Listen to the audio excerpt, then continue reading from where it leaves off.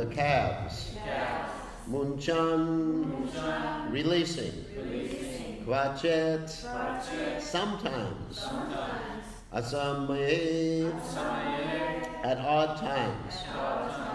Krosha sanjataha saha. After this, when the head of the house is angry, Krishna begins to smile. Stayam, obtained by stealing. Swadu, very tasteful. Ati, eats. Ata, thus. Dadipayaha, pot of curd and milk. Kalpitahai, devised. Steyayogahai, by some sort of stealing process. Markan, to the monkeys. Bokshan, given to eat. Vipajati, divides their portion. Saha, the monkey. Chet, if. Not. Ati, eats. Hondan, the pot. Abinati, he breaks. Ravya alabe, when eatables are unavailable, or he cannot find such pots. Sagraha kupita, he becomes angry at the residents of the house. Yati, he goes away. Upakrosha, irritating and pinching. Tokan, the small children. A translation. Our dear friend Yashoda, your son sometimes comes to our houses before the milking of the cows and releases the calves. And when the master of the house becomes angry, your son merely smiles. Sometimes he devises some process by which he steals palatable curd, butter, and milk, which he then eats and drinks. When the monkeys assemble, he divides it with them. And when the monkeys have their bellies so full that they won't take more, he breaks the pots. Sometimes, if he gets no opportunity to steal butter or milk from a house, he will be angry at the householders, and for his revenge, he will agitate the small children by pinching them. Then, when the children begin crying, Krishna will go away. So, you can repeat. My dear friend Yashoda, your son sometimes comes to our houses before the milking of the cows and releases the calves. And when the master of the house becomes angry, your son merely smiles. Sometimes he devises some process by which he steals palatable curd, butter and milk, which he then eats and drinks. When the monkeys assemble, he divides it with them. And when the monkeys have their bellies so full that they won't take more, he breaks the pots. Sometimes if he gets no opportunity to steal butter or milk from a house, he will be angry at the householders. And for his revenge, he will agitate the small children by pinching them. Then when the children begin crying, Krishna will go away. Okay, so purport by His Divine Grace, A.C. Bhaktivedanta Swami. Srila Prabhupada, Srila Prabhupada Ki Jai. The narration of Krishna's naughty childhood activities would be presented to Mother Yashoda in the form of complaints. Sometimes Krishna would enter the house of a neighbor, and if he found no one there, he would release the calves before the time for the cows to be milked. The calves are actually supposed to be released when their mothers are milked, but Krishna would release them before that time. And naturally, the calves would drink all the milk from their mothers.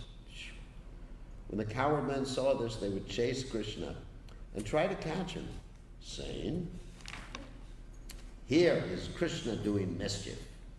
But he would flee and enter another house where he would again devise some means to steal butter and curd.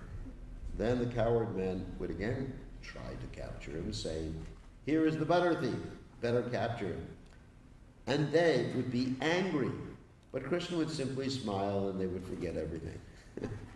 Sometimes in their presence, he would begin eating the curd and butter. There was no need for Krishna to eat butter since his belly was always full, but he would try to eat it, or else he would break the pots and distribute the contents to the monkeys.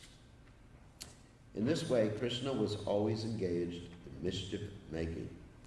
If in any house he could not find any butter or curd to steal, he would go into a room and agitate the small children sleeping there by pinching them. And when they cried, he would go away. Okay, interesting verse. So, Vatsamachan Vachit Asavaye Krosha Sanjata Vasaha Stayan Swatyat Yataktari Paya Kalpitai Stay Yogai Markan Vajam Vibhajati Sachenati Bandan Vinati Ravyala Besatraha Kupito Yatyupakrosha Tokan. So, Om Gana Tivanandasha Gananjana Shalakaya Chakshur Umiditayam Yena Tosmai Shikadvain Maha. So this of course is the famous description of Krishna as Makan Chor.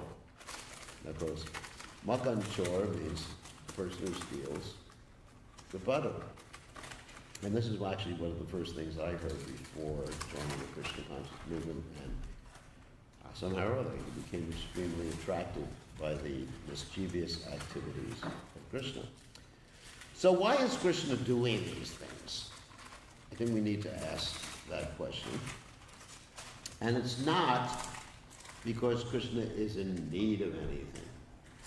Actually, one of the opulences of the Supreme Personality of Godhead is vairagya, or renunciation. We know about the 6 opulences, which we talked about the other day, but one of them is renunciation. In other words, he's not in need of anything. He doesn't need butter, and certainly he doesn't want or need to enjoy anything in this material world. So, and he doesn't want to cause pain to other living entities. So why is he doing these things in spite of not having those needs? Because, as we've spoken before, the Lord is aptakama. Whatever he desires, he gets. And all of his energies of Parasha Shakti, Vabhadaya Vishvite, Svabhavaki Gyana Balakriyacha. Krishna has multifarious energies, and all of his energies are first-class servants. And Krishna is also omniscient. I was listening to a class this morning that Prabhupada was giving. Not that I was giving. I was listening to a class that Prabhupada was giving, and Prabhupada was describing how Krishna is omniscient, but he appears as Chaitanya Mahaprabhu because he doesn't understand the love that Radharani has for him. He doesn't understand or experience the pleasure that Radharani has, and he doesn't see himself from her perspective. So then Prabhupada was contrasting Krishna's omniscience. If he's omniscient, why doesn't he know about these things? And then Prabhupada was speaking also about how, in one sense, Radha and Krishna are one, and then Prabhupada talked about Achincha Beta Beta Tattva philosophy, how they're one, they're the same, and different. Sometimes you hear Prabhupada say that something is absolutely the same, so like the sun and the sunshine are the same, and then from another perspective, they're different. This is really interesting. So you really need to understand this Achincha Beta Beta Tattva philosophy. So Krishna knows everything. That's true. He's omniscient. So how can we say he doesn't know? However, for the purpose, and also, Radharani is his energy. So why doesn't Krishna understand? But for the purpose of ras, ras means enjoyment. And now, ras, it doesn't mean relationship. It means a taste of a particular type of relationship. That's what it means. Like you say, the ras of a particular type of food, let's say lollipops. You don't know what a lollipop is. Anyway, they're sweet. So people, each and every part of your tongue has a different type of sensor to it. We call them taste buds. Nowadays, of course, I always use computer terminology. Sensor. So anyway, it's a taste bud. So there's different rasas that are experienced by different parts of your tongue. So when you want to experience sweetness, you rub the lolly on the tip of the tongue. And I don't remember all the parts of the tongue. Maybe you're so more expert than me in enjoying the tongue. But anyway, somehow or other you rub different things in different parts. Salty is a different part of the tongue. Bitter is a different part of the tongue. And of course, the Ayurvedic medicine is based on the different rasas, foods. Food is your medicine, and food gives different rasas. So, anyway, but in this particular context, talking about Krishna's pastimes, and even talking about the exchange of rasas or exchange of tastes between living entities, Prabhupada comments that the living entities have to be of the same species, which is interesting.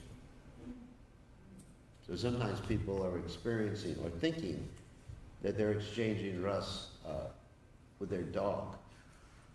I mean, they're experiencing a particular ras, and the dog is experiencing a particular ras. It's actually, the right pronunciation is ras, not ras. Ras is something different. That's a rasali, that's dance. Okay. So, but there's not an exchange. You understand? There's no exchange. Although you're thinking, let's take the example of someone gets a teddy bear. You're experiencing a particular ras by embracing your teddy bear. You know what a teddy bear is? Yeah. The girls all know. They all have like thousands of bears, alligators. So, but certainly the teddy bear is not experiencing any type of ras, is it? It's inanimate. It's just inanimate matter. So, to have an exchange of ras, there needs to be everyone of the same species. And that's the enjoyable thing. Those are loving exchanges that are happening there. So you may say, so how is Krishna exchanging ras with the monkeys? Because they're different species. No, they're not. Because Krishna's functioning on the spiritual platform. We're functioning on the material platform. So when you say to your dog, I love you, and the dog says back, ruff, or meow, that's a cat. So then there's no exchange, because you're functioning on the physical platform, the gross material platform. Although you think there's an exchange, it's your illusion. And even, of course, sometimes people talk about the men and women exchange, and as someone said, men are from Mars and women are from Venus. But anyway, and then it's really limited the exchange of ras, because everybody is thinking, when they're having a relationship with another, even in the human platform, they're thinking one thing and the person is thinking another thing. There's no real connection right there. There's no real connection. It's just like, anyway, best it's a business deal. Sorry about that. This is a Yas comment. So anyway, so here's Krishna's, he's Rasa Raj. He's the king of rasa, and also he's enjoying all these different rasas. And the people are enjoying it. Even the baby who's crying here at the end here, is enjoying because he's being pinched by Krishna. And these people are all people are in the spiritual bodies. There's no material bodies. They're exchanging these different loving exchanges, and at the same time the coward men are angry at Krishna. They're enjoying because they're angry at Krishna. He's a rascal.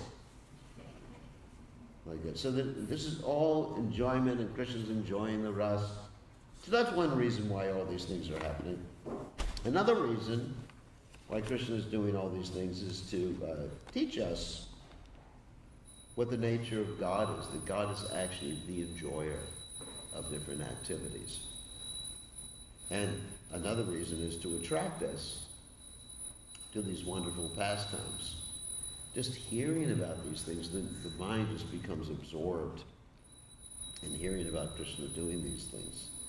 So anyway, so this is all enjoyment. And Krishna does these things also so that people will keep talking about him. I mean, how can you talk about the Brahman effulgence? I mean, how many discussions can you have about the Brahman effulgence? Not very attractive. Therefore, in the 12th chapter of the Gita, it's very interesting. The beginning of the 12th chapter of the Gita, Arjuna asks Krishna a very interesting question. Let's go to the 12th chapter so I can read it. It's called devotional service. Arjuna says, which is better, more perfect? Those who are doing your devotional service or those who worship Brahman, the unmanifested? And of course, Krishna does say those who engage in worshiping me are best. But he says those who worship the unmanifested. Now, I don't really know how you could worship the unmanifested. We find out the Sanskrit. Yeah, paripasate. Yeah, it's like worship. So those who worship the unmanifested, which lies beyond the perception of the senses, the all-pervading, inconceivable, unchanging, fixed, and immovable, the impersonal conception of the absolute truth by controlling the various senses, and being equally disposed to me, such person engage in welfare at last, in other words, the long process. And then text 5 is very important. Klesho dikatorastesham avyakta shabda sapta chetasam avyakta hi katir dukam dehavat bir vakyate. Those whose minds are attached to the unmanifested and personal feature of the Supreme, advancement is very troublesome. To make progress in that discipline is always difficult for those who are embodied. So Krishna has given us a very easy way to achieve spiritual realization. Another verse is Rasa Varjam Rasa Prasad Param Prasadi Vartate. By experiencing a higher taste, a higher pleasure, this is bhakti. Then one will automatically become detached from this material world. So here, so many wonderful pastimes of Krishna being described. Maybe we'll go on to the next verse. Because mostly this is descriptive here. Just wanted to give a little philosophy. So anyway, so Krishna doesn't need the butter. He doesn't need to do any things, but he does all these things because he's enjoying. I mean, just like ordinary children sometimes will very much enjoy teasing their parents or teasing the older people, isn't it? And it's a lot of enjoyment for a little child. And Krishna is always young like that, enjoying. All right, let's go on to the next verse. Text 30. Hastagraye rachati vidam pita kolu kaladyash chitram yanta nikita vayuna shikya bande shutadvit Dvantagare drita mane ganam swangam nartapadiham kale kopya yarhi griha krityeshu Yagrachita. When the milk and curd are kept high on a swing, hanging from the ceiling, and Krishna and Balaram cannot reach it, they arrange to reach it by piling up various planks and turning upside down the mortar for grinding spices. Being quite aware of the contents of a pot, they pick holes in it. While the elderly gopis go about their household affairs, Krishna and Balaram sometimes go into a dark room, brightening the place with the valuable jewels and ornaments on their bodies and taking advantage of this light by stealing. Purport. Formerly in every household, yogurt and butter were kept for use in emergencies. But Krishna and Balaram would pile up planks if they could reach the pots, and then could pick holes in the pots with their hands so that the contents would leak out and they could drink it. This was another means for stealing butter and milk. When the butter and milk were kept in a dark room, Krishna and Balaram would go there and make the place bright with the valuable jewels on their bodies. On the whole, Krishna and Balaram engaged in stealing butter and milk from the neighborhood houses in many ways. It's also descriptive, but wonderful. I mean, who would not be attracted to these particular descriptions? The only persons who would not be attracted, according to the 4th verse of the 1st chapter of the 10th canto, is those who are meat eaters. That's a famous verse in the Bible. That's like the nutshell verse of the 10th canto. It says, those who are killers, pashubnat, they will not be attracted. So therefore, it's important for people to rise to the mode of goodness to be attracted to these things. Because sometimes if you read these descriptions to somebody in the mode of passion and ignorance, it just goes over their head. They can't understand it, they're not attracted to it. But if you're in the mode of goodness, then it's extremely attractive. So, anyway, it's a very important verse. I'd actually read that verse as long as we have the Srimad Bhagavatam here. So you can hear it, so understand. In other words, we don't want to explain these particular pastimes in depth to those who are killing camels.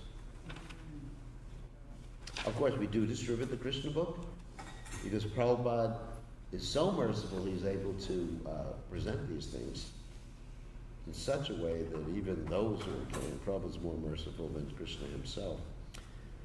So this verse, of course, is an important verse. Nivrittatar Sharita Gimanat, Avoshadat Shotra Mano Vigamat, Kautamaslaga Guranavadat, Puman Vidajeta Vida Pashutnat. Glorification of the Supreme Personality of Godhead is performed in the Parampara system, that it is conveyed from spiritual masters to disciples. Such glorification is relished by those no longer interested in the false temporary glorification of this cosmic manifestation. Descriptions of the Lord are the right medicine for the conditioned soul undergoing repeated birth and death. Therefore, who will cease hearing such glorification of the Lord except a butcher or one who is killing his own self? I mean, it's so important that one actually gives up killing animals. So let's go on to the next verse. After that, these are all descriptive verses. Evam darsjan yushati kurute meganadini vastav steyopayar virachita kriti supratiko yataste itam stribi sabhaya nayanasri mukha lokani vir vyakyataharta Rahasita Mukina Yupalavum Aichat.